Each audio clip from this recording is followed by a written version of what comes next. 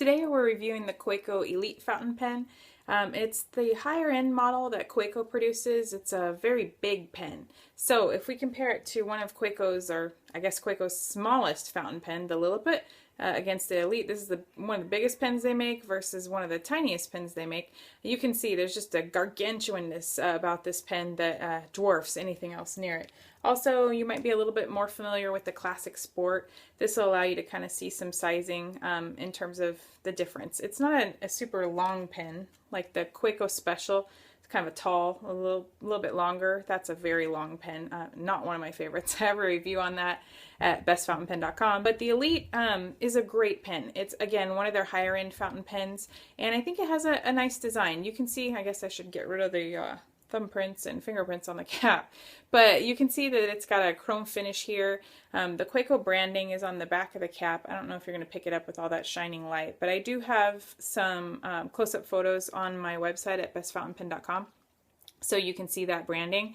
A little bit of a pyramid shape on the end of that. I don't know if you call that a derby cap, but there's a little bit of a pyramidal or pyramid shape to that coin at the end of the cap, and it has a little Kaweco logo in it. I do like the shape of, kind of the sweeping shape of the clip. It's nice. It's a little bit firm, but that's to be expected. I don't use it in my pocket. One of the odd things about this pen is this knurling on the end. So I don't know if you can see that. Yeah, it looks like you can.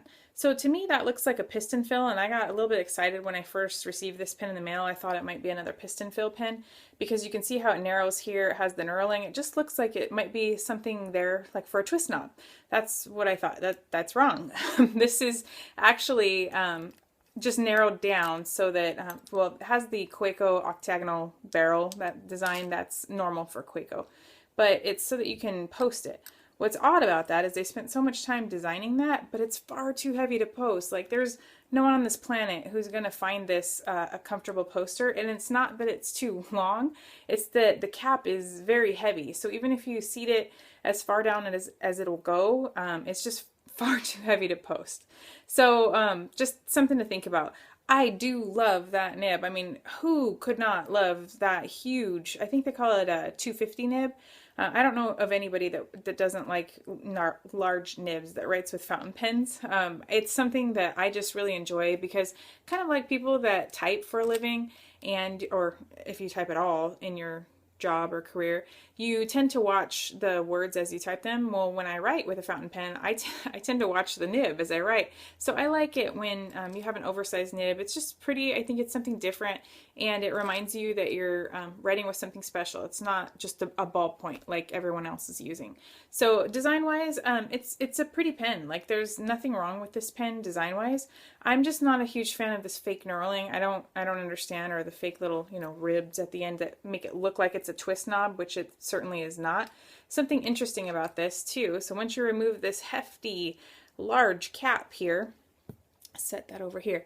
Once you remove that, on the inside you can, let me just get this apart. So there's the little international short cartridge.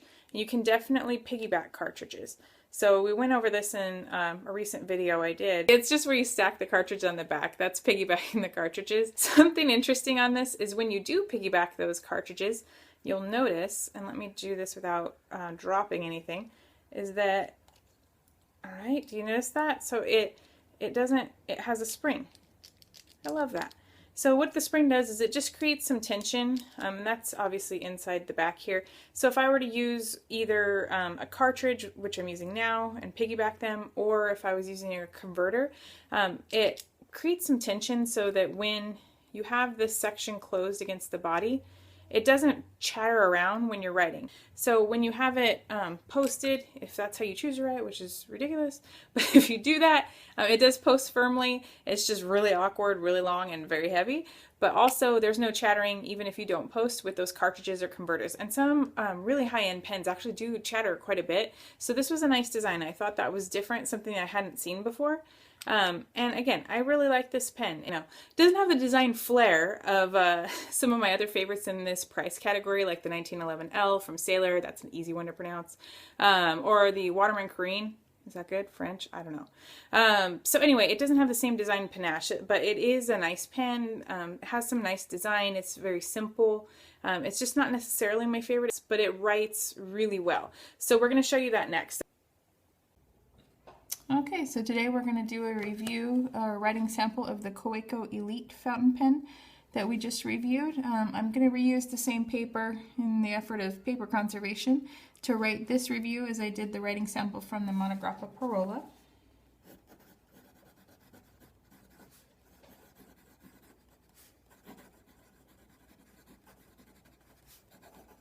I believe this is it's a medium nib.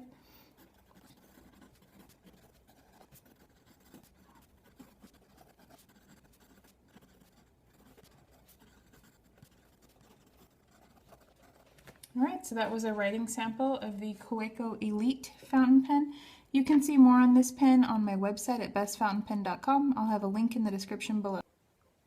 It's a beautiful writer. It has a nice large nib. It's very smooth. I don't have a lot of issues with this pen outside of maybe the design. The knurling on it's not my favorite, but it writes really solidly and it's a very smooth writer. If you like this review or if it was helpful at all, please give it a thumbs up.